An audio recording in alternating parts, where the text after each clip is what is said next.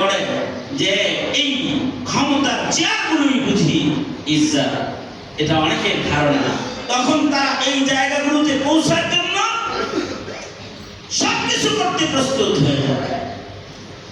অর্থ, নিজের জীবন, এমনকি মানুষ হত্যার মতো জঘন্য অপরাধের সাথে জড়িয়ে সে নিজের ইজ্জতের চেয়ারটা সংসদ হওয়ার জন্য, সংসদ সদস্য হওয়ার জন্য সে পেশান পাগল করা হয়ে যায়।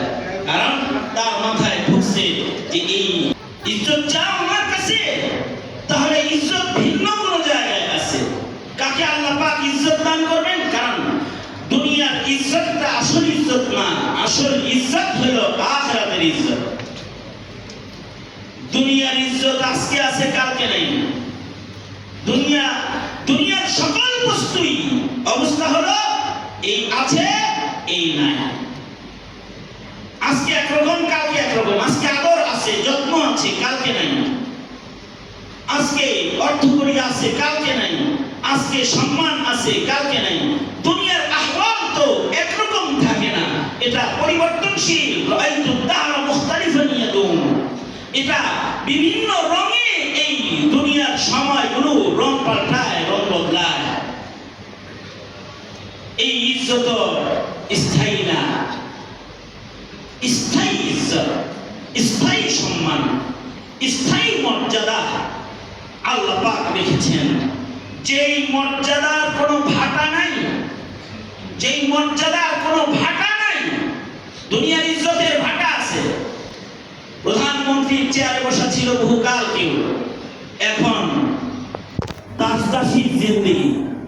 কেউ এমপি মন্ত্রীর চেয়ারে বসা ছিল, এখন চোর এবং অপরাধী, চিহ্নিত অপরাধী হিসেবে পালায়া লুকোচুরি করে চলাফেরা করা, অথবা আত্মগোপনের জিন্দেগিকে বরণ করে নিয়ে এক জিল্লতি আর অপরাস্তের মালা গলায় পড়ে গেছে, বেশি দিন রয় নাই। এই তো চোখের সামনেই তো কারোর ইজ্জত, চোখের সামনে কারোর জিল্লত। এখন তারা ইজ্জতের জায়গায় আছে, আগামীকালকে তারা কলা পাতায় শুইতে পারে, বলা যায় না। কলা পাতায় শুয়ে বসছে না অনেকে? কলা পাতায় এই সুন্দর আলিশান বিছানা থেকে কলা পাতার বিছানা জিন্দেগি যে কোনো সময় আসতে পারে। 10 মিনিট আগে এটার কল্পনা করা সম্ভব হবে। এই যে পরিবর্তন, এই পরিবর্তনটা একজন করেন, তিনি কে? আল্লাহ। জনগণে করে এই পরিবর্তন? জনগণে করে। এ কারণে জনগণ ক্ষমতার উৎস না, সকল ক্ষমতার উৎস কে? আল্লাহ।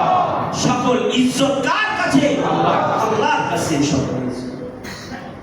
আল্লাহ রাব্বুল আলামিন বলেন, তোমরা কেউ যদি ইজ্জত চাও, মান কানা ইউরিদুল ইজ্জাহ ফালিল্লাহিল ইজ্জাতু জামিআ ইলাইহি ইয়াসআদুল কালিমুত তাইয়্যিব